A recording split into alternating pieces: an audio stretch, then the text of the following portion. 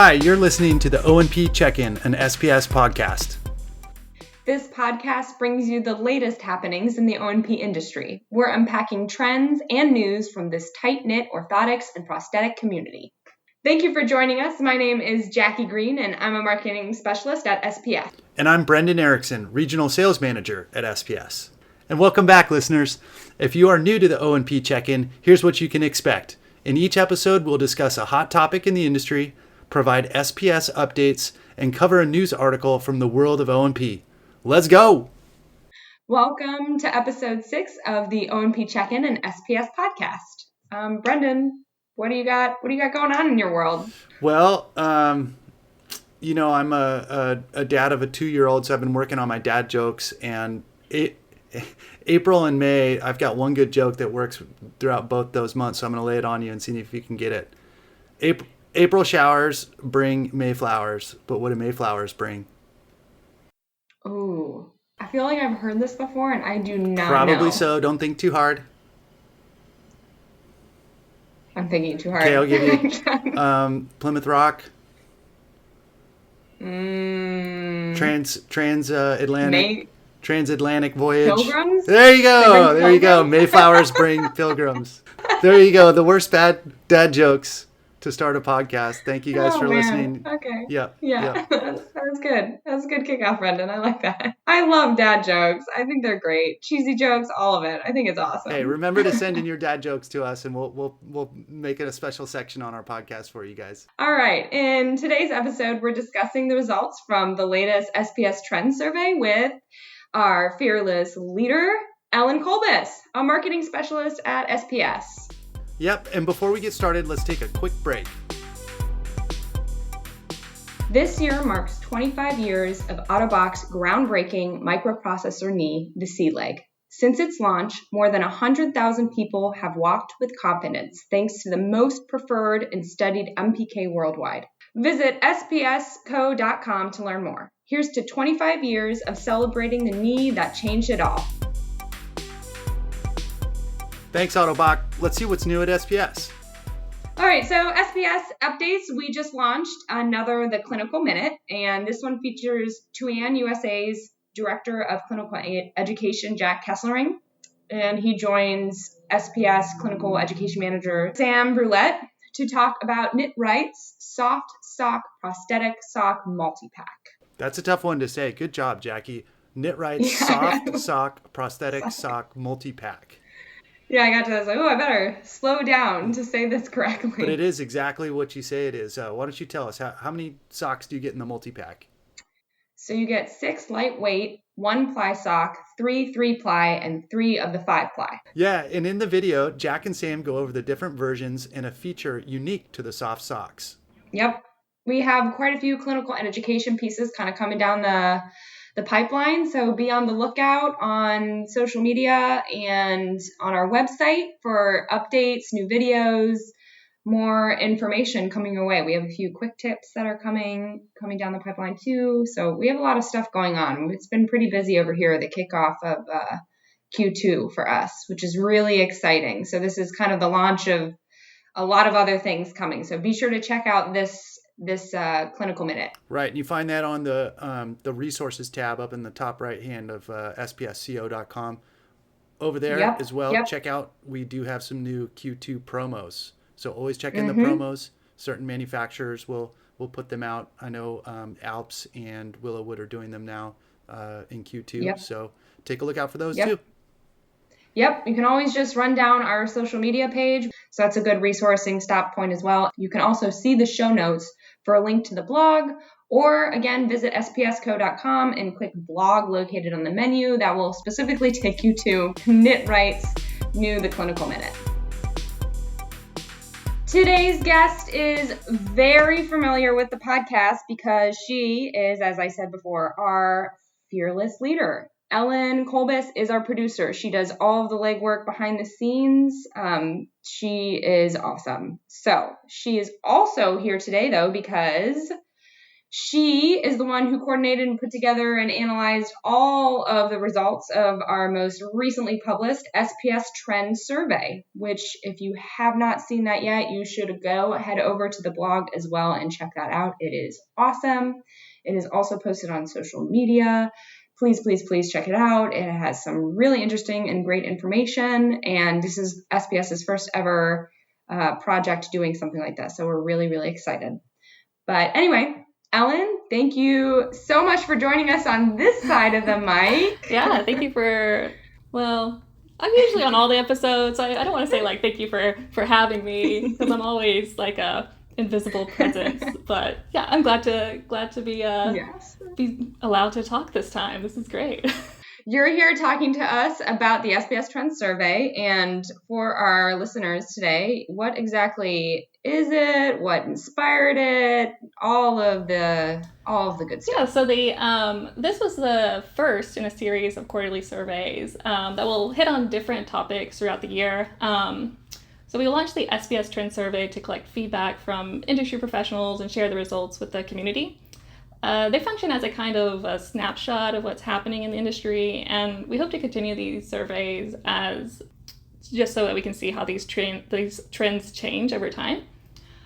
So the topic of this survey was inventory management in O&P. We wanted to understand what industry professionals were feeling when it came to ordering, storing, and returning O&P devices, especially in the wake of the COVID-19 pandemic, which I'm sure we're all tired of talking about, but it's interesting to see how this kind of hopefully once in a lifetime event kind of changed processes. So at SPS, inventory management is kind of the water we're swimming in, and we have many people in the office who have a pulse on the supply chain, but we wanted to get a snapshot of these strange times O&P facilities are operating in light of the pandemic, and also more generally, what do industry professionals use to manage their inventory? Wow, that's pretty awesome. It sounds like a huge endeavor. I assume you send these out to, the entire industry, and how many responses did you get? That's right. So we got about 296 responses from O&P professionals. We didn't really limit it to only SPS customers. Anyone was welcome to participate in the survey. Wow, that's great. And so you're sending it to suppliers, practitioners, anyone that you can shoot it out to and just get an overall swath of the entire industry. Yeah, we wanted to get as many responses as possible. We had it on social, and we sent out emails. We put it on the O&P list server. So we really just, didn't want to limit the responses that we received. Just curious, what I guess avenue or method worked the best for responses? Was it email or social media? That's a good question, because I think we definitely measured it. I know that the Hello Bar, or the website banner, that got quite a few results, and then we also had a homepage banner and content block that received a good bit. I think that but definitely the email channels probably worked the best. So yeah, if any listeners would want to join our email list to be involved in the next survey, they can definitely do that by clicking the link in the show notes. Back to the survey details. When it comes to the tools used for managing inventory, what responses were you seeing from the 296 people that completed the survey? What were your findings? So this question was interesting. We found that 57% of respondents use pen and paper, and 37% use inventory management software like O&P or Nimble. The responses were really all over the place. There really isn't a standard set of tools that everyone uses. So what we did, we divided the responses into an advanced category and a classic category. The advanced category included responses like inventory management software, QR codes, barcodes, RFID, and the classic category included tools like pen and paper and spreadsheets.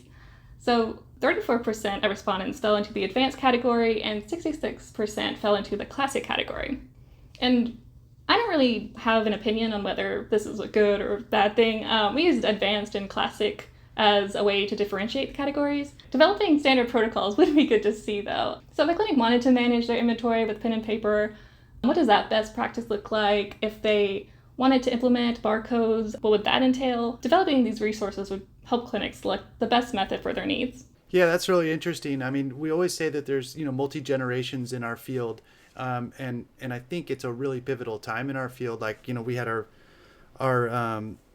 podcast with Shane Waterman, and it was, using a lot of data to look backwards retrospectively and figure out the best way to do things and what those outcomes tell you. And I think your survey here, I mean, you're finding out all the different ways people are doing inventory, and you can go back and say, okay, this is working, this is not, right? I mean, that's the whole thing, and set up a standard practice and hopefully move forward in a more efficient process, right? Mm-hmm.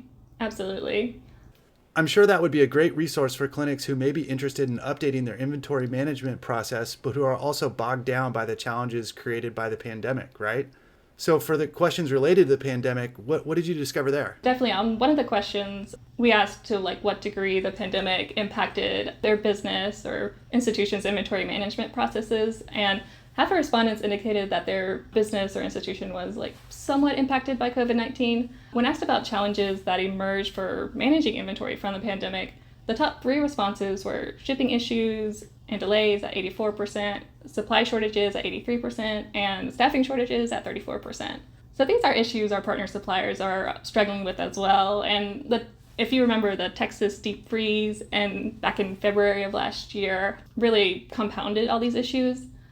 So as part of a long-term strategy, SPS came up with a supply chain optimization strategy to create efficiencies for our customers. But while this strategy wasn't a response to the pandemic, many of the efficiencies created are helping to ease some of the pain points created by the pandemic. So we're increasing inventory by 50%, and that's already helping to reduce back orders by 20%.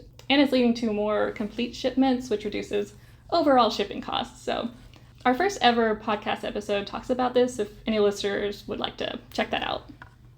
Yeah, it's crazy how all this is going on and then a pandemic hits, right? And it exacerbates and makes us refine even more, right? And like you said, I mean, there's probably nobody that wasn't affected negatively by COVID-19, especially in our industry with, I mean, everything from, elective surgeries being outlawed or canceled or just not allowed, to, supply chain, everything moving online and shipping, everything from groceries to high-end medical devices through FedEx, UPS, and Amazon, right? Mm-hmm. So it's been crazy. Yeah, it is. It's interesting to see how, the consumer world kind of affected because of the pandemic. Everyone started, ordering their groceries or ordering things online, and so FedEx and UPS had to really expand their capacity really fast, and that bled into our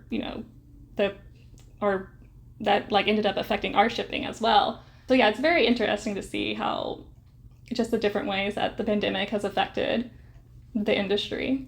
Yeah, supply chain and shipping, right? I saw something somewhere where a company is trying to hire truckers for a huge salary because there's still just such a deficit. Even though things are kind of leveling off, there's definitely still shortages going on.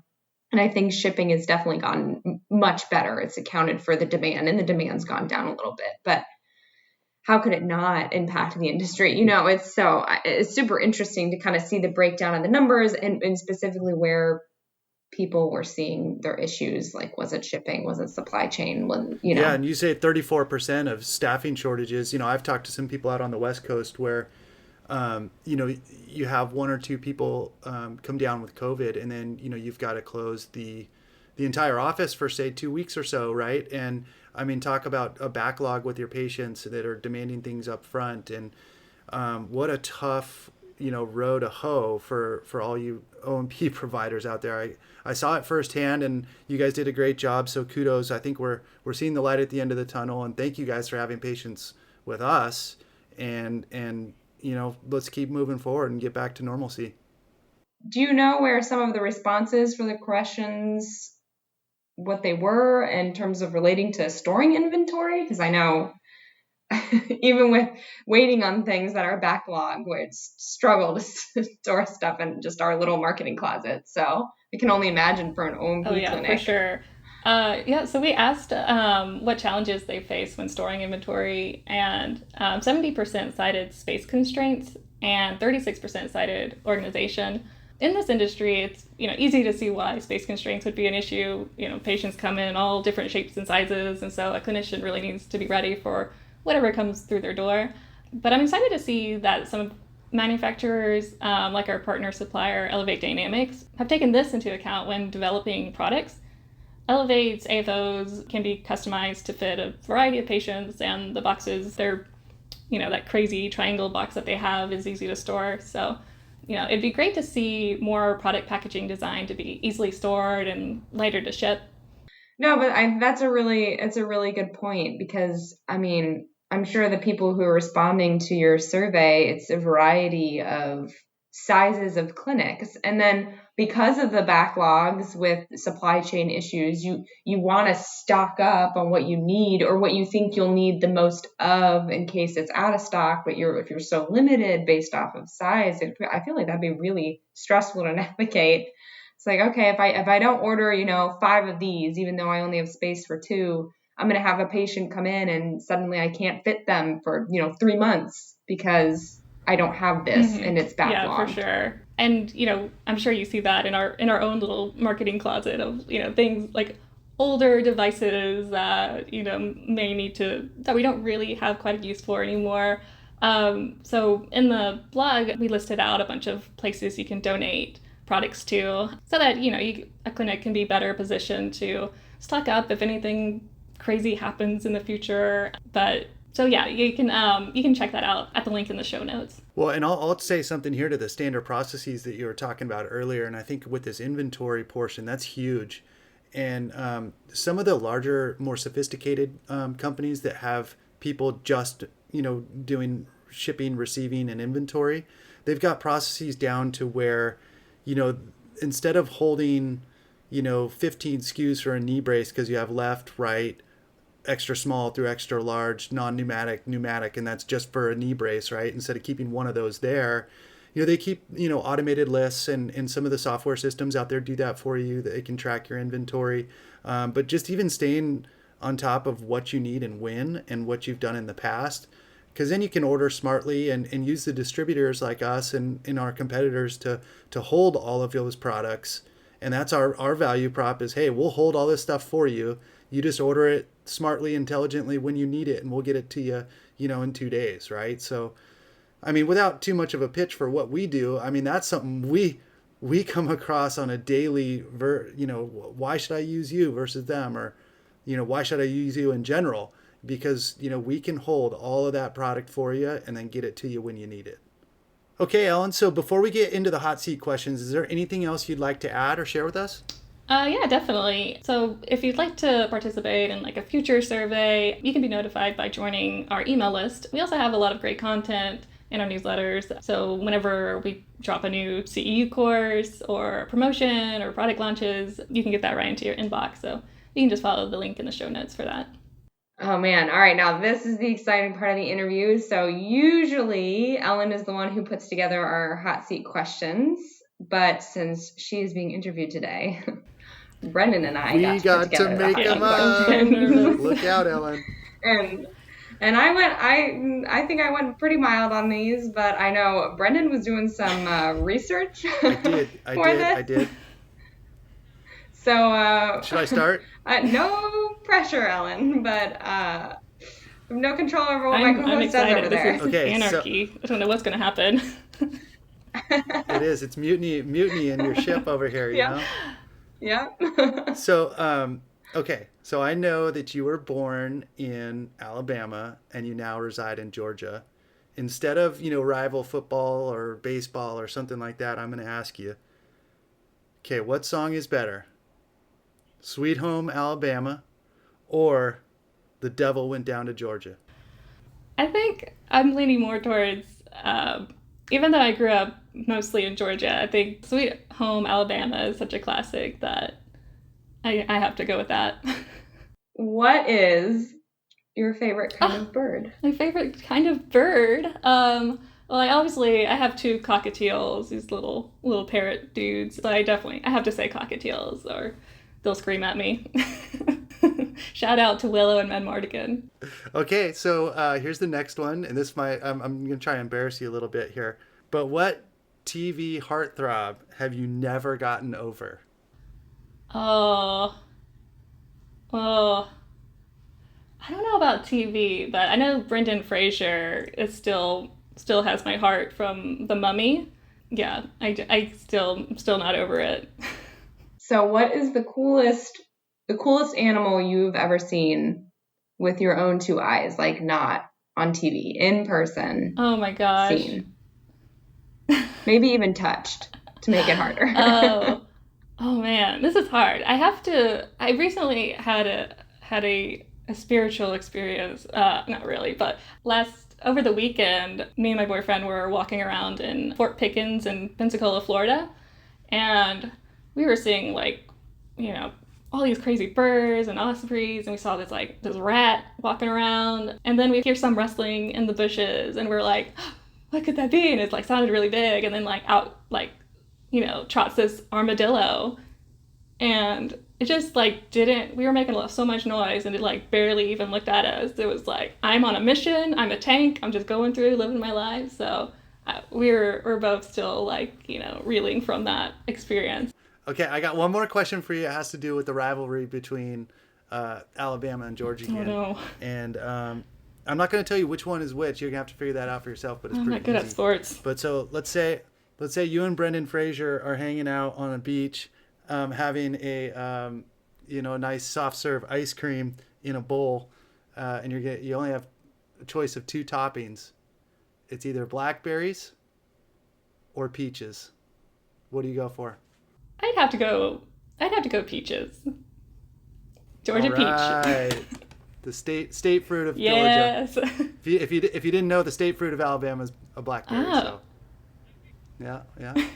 So that's 1 for 1. You chose Sweet Home Alabama and you chose peaches. Okay. So there you go. You made everyone happy. Yeah, that's what I'm trying to do. Yeah. Oh gosh, thanks so much for joining us on this side of the mic, Ellen. It was awesome to have you actually chit-chatting with us versus just hovering in the background. Yeah, this has been great. I'm sweating so much, so I know I can feel your pain, so it's a lot easier just telling you guys what to do. Yeah. Thanks again, Ellen. All right, thanks guys. If you would like to learn more about the SPS Trends Survey results, follow the link in our show notes. Well, Brennan, that was really fun having Ellen on this side of the mic awesome. With us. Oh yeah, it's so funny. She's on every one of these interviews with us guys. She's just our producer. She's monitoring. She coordinates everything. So it's just really cool to have her be on this side and share about another really cool project she's been working on. So yeah, and I think it's really cool. I mean, what she's doing is outside of the box for our industry, and I think probably outside of the box for a lot of businesses. She's really trying to understand what's going on in our industry and getting it from the people that are within and living it day in and day out, rather than just assuming or something and saying, oh, we have this initiative, let's push it out. She's actually listening, right? Right. Well, and it's not, we're not charging anything for this stuff. This is just general information that she's trying to find a way to collect and analyze and then share to help the industry understand what's going on within itself in a way that, like you were saying, hasn't been done before. Well, I think it's cool too that we had such a high response rate. It shows that people want to be involved and they want to have this sense of community and provide their feedback and also learn from others, right? That's what it's all about. Yep. I think it's awesome. To everyone who participated in the Trend Survey, thank you. Definitely be on the lookout and sign up to be a part of our next one that will be launching at some point during this quarter. Yes, thank you. And be honest, please. Yes. Okay, on to our news for this episode. This one's a fun one. It is about a woman who started a company. Her name is Erica Cole, and she was featured on Shark Tank. And her company's name is called No Limb It's, which I think is great. I think it's a great name. Absolutely. Love it. But very appropriate. Yeah. What did she do? Yeah. So she created these special pants Let me start with her story. So she was in a car accident in 2018 and she lost one of her legs. And as a result of that, she went on this endeavor to create pants she calls them AMP pants, that have zippers throughout them, depending on your prosthetic device, so that you can easily take them on and off without ripping holes in your clothing and adjust them throughout the day. Wow, that's really cool. This is something I see out in the field a ton. All over the place, you'll see somebody have like little holes and tears behind, like say on the posterior part of the leg near the knee joint, or down on the ankle where you're, maybe rubbing, a prominent spot on the socket. So that's really cool. I'm stoked she did this. And so how'd she do on Shark Tank? So she did well. She got Emma Greed and Mark Cuban to make a $100,000 deal for a 10% stake in her business. Wow, that's awesome. Yeah, I think that's pretty good considering how many people they just say no to. Exactly. She must. She had two Shark Tanks wanted in on it. That's amazing. One thing that comes to my mind with this is a couple vendors that are out there within prosthetics already that are making adjustability and kind of easier ways to cosmetically and comfort-wise change your prosthesis. You have Click Medical out there that does adjustable sockets with boas. So you could probably use these zippers or the detachable part and reach in and adjust that socket, provide a little bit of, comfort to your socket if you wanted to loosen it up or tighten it up pretty easily. And then also there's the Extend Connect, which is a quick change device where if you're on a plane, you can actually just even detach your prosthesis and keep your socket on. So, you're wearing these pants, you open up the zipper, boom, pop it off. It seems like a match made in heaven. So go check it out. Yeah, no, it's awesome. But Erica she has stuff for men. She has stuff for women.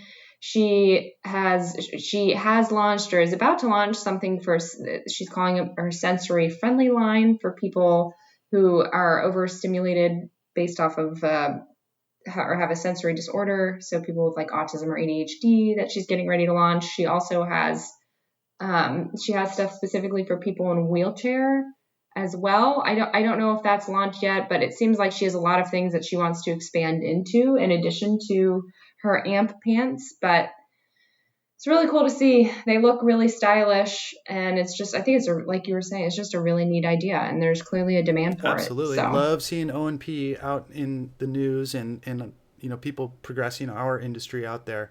So this is my call to action for Emma Greed and Mark Cuban. You got to listen to our podcast and like it and spread it around, and we'll help. Yeah, and we'll help Erica Cole spread this news as best as we can. Yeah, for sure. So for more information about this article, you can see the link in our show notes. So that is it for us today. Thank you for listening to the O&P Check-in and SPS Podcast. Yeah, and if you like what you hear, subscribe to the show on Spotify, Apple Podcasts, Stitcher, or wherever you listen to your podcast. Please rate and review the show to help fellow O&P professionals find us. We would also like to hear from you directly. What topics do you want us to cover? Do you have any burning questions? Email us with your thoughts, your comments, your feedback, everything at spspodcast@spsco.com. See you next time. Bye.